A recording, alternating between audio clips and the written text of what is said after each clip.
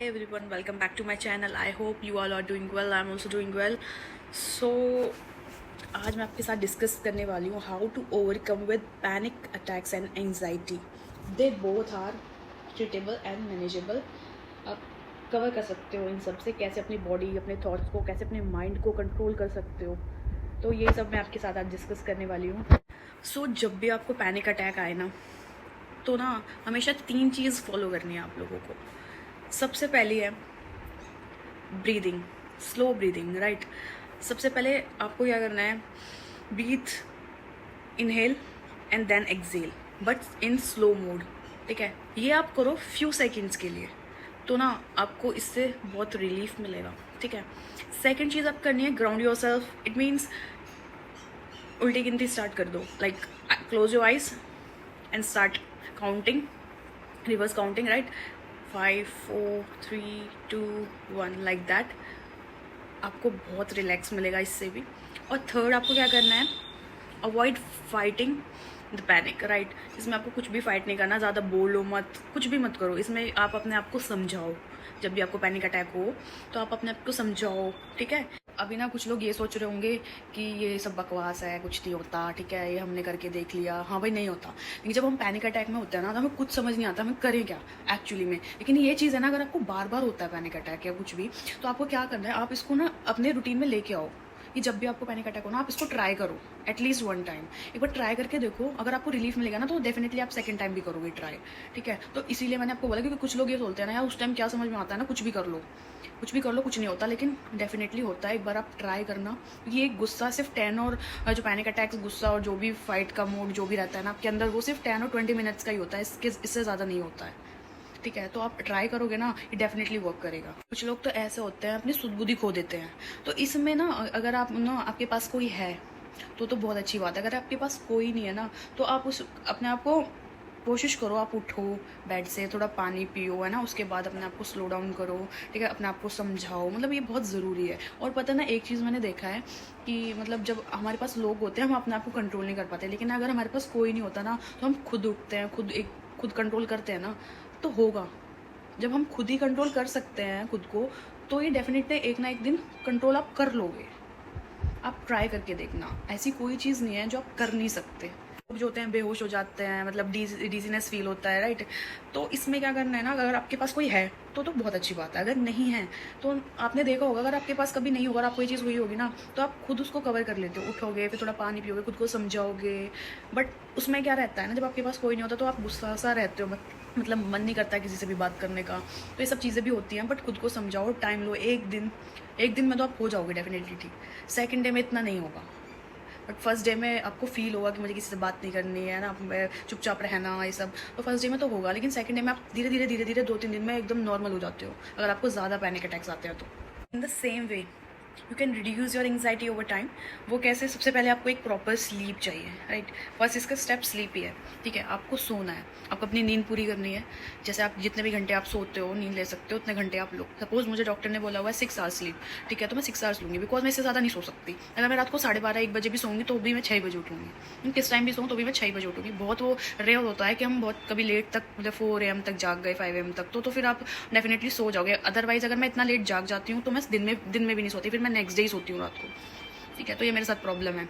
जैसे बहुत लोगों को प्रॉब्लम है, ठीक है, कि भाई उनको स्लीप लेनी है, बट वो ज़्यादा लेते हैं. कुछ लोग 8 घंटे की भी स्लीप लेते हैं. तो सबका डिपेंड करता है उनकी बॉडी पे. ठीक है. और ऑलवेज ऑन हार्मोनल इशू पे भी होता है ये थोड़ा सा प्रॉब्लम. तो मुझे भी ये है कि मैं 6 घंटे से ज़्यादा स्लीप नहीं ले सकती. अगर मैं लूँगी तो मुझे हैवी फील होने लगता है. Second thing is reduce screen time before bed. आपको फ़ोन छोड़ देना भाई सोने से पहले. ये तो बहुत ही ज़रूरी है. जो लोग बिल्कुल ही ऐसे फ़ोन देख के सोते हैं ना, उनकी आइज़ भी ख़राब हो जाती है. ठीक है. और उनकी नींद भी पूरी नहीं होती है, और अच्छे से उनकी बॉडी वर्क नहीं करती. मुझे ऐसा फील होता है. तो आप अब सोने जा रहे हो ना, एटलीस्ट उससे आधा घंटा पहले अपना फ़ोन छोड़ दो भाई, ताकि आपकी आइज़ भी रिलैक्स हो सके और आप अच्छे से नींद ले सको. फ़ोन भी एक अच्छी चीज़ नहीं है. मैं आपको बता दूं कि हर वक्त आप फ़ोन में, टीवी में लगे रहो, वो भी एक अच्छी चीज़ नहीं है. इसीलिए पहले टाइम में फ़ोन्स नहीं होते थे ना, तो लोग अपने लिए काम करते थे, अपने आप पे मेहनत करते थे. अब लोग पड़े रहते हैं, फ़ोन चलाते रहते हैं, सुबह लेट उठ रहे हैं. ठीक है. तो एंग्जाइटी तो होगी ना भाई, आप लेट उठ रहे हो. ठीक है. उस पूरा दिन हैवी, फिर वो लेजीनेस में ही चला जाता है आधा दिन तो. ठीक है. उठोगे 10 बजे, खाना खाओगे, नाश्ता करोगे, फिर सो जाओगे, फिर लंच करोगे, फिर सो जाओ. भाई ये कोई रूटीन नहीं है. धरती पे किस लिए आए हो? किस लिए आए हो धरती पे? आपको तो कोई काम ही नहीं, सो नहीं आए हो धरती पे.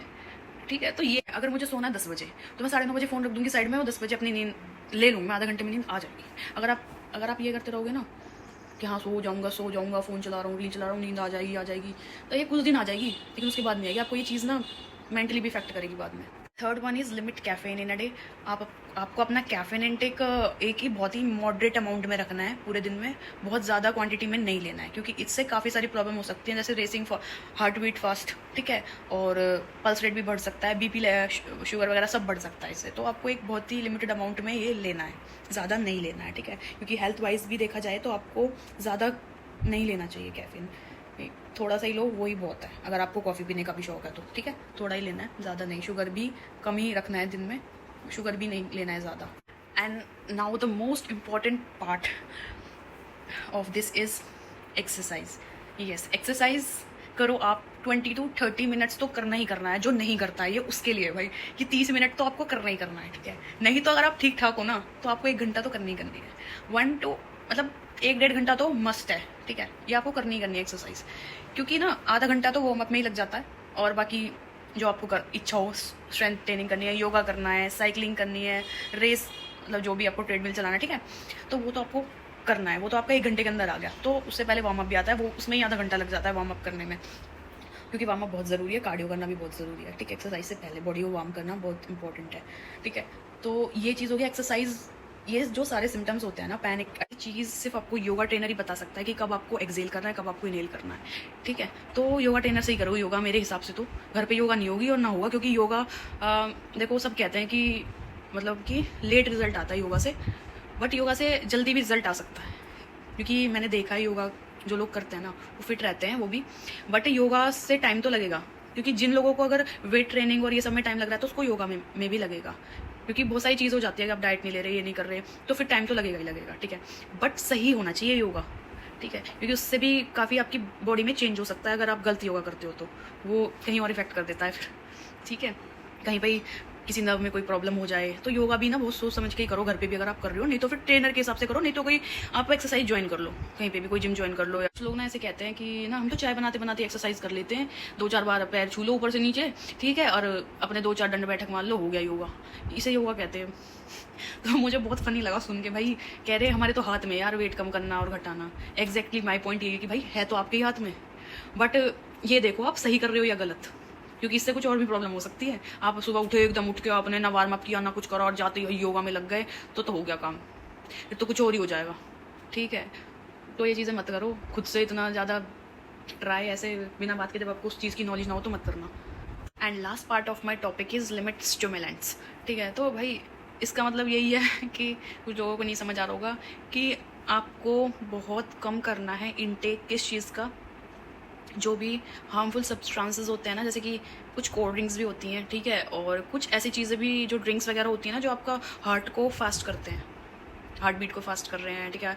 एकदम से लोग वार्म अप टाइप जो होता है ना कि जल्दी से बॉडी गर्म हो जाती है, तो उसके लिए कुछ चीज़ें खाते हैं, जैसे प्री वर्कआउट भी लेते हैं कुछ लोग एकदम से बॉडी गर्म करने के लिए, क्योंकि वो लोग कार्डियो और वो नहीं करते हैं, तो वो प्री वर्कआउट ले लेते हैं कि बॉडी एकदम गर्म हो जाएगी, जाते ही वेट उठा देंगे।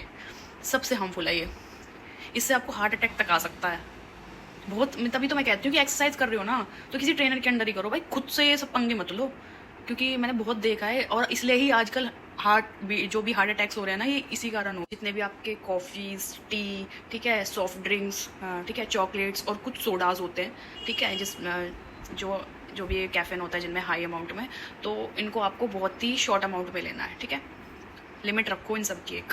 Other factors like nicotine in cigarette, ठीक है, vaping and some others like medicine हो गई, ठीक है, एक्सेसिव शुगर इनटेक, तो ये सब इफ़ेक्ट करता है। तो आपको एक लिमिट में ही लेना चाहिए ताकि आपकी बॉडी को इतना इफेक्ट ना करे एंड ये उस हद तक ना जाए कि आपको एंजाइटी हो, पैनिक अटैक्स हो, ओके।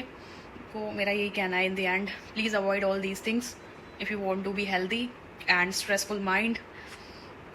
एंड जो भी पैनिक अटैक्स और जिनको एंजाइटी होती है ना, उनको एक चीज़ और बता दूँ मैं आपको अच्छे से, कि आप जो डाइट लो ना, खाना थोड़ा सा जंक फूड अवॉइड करो प्लीज़, ठीक है। घर का खाना फ्रेश स्टार्ट करो, थोड़ा अर्ली मॉर्निंग सुबह उठो, थोड़ा सा 2-4 राउंड लगाओ, थोड़ा ग्रीनरी देखो, थोड़ा ग्रीन टी लो, ठीक है।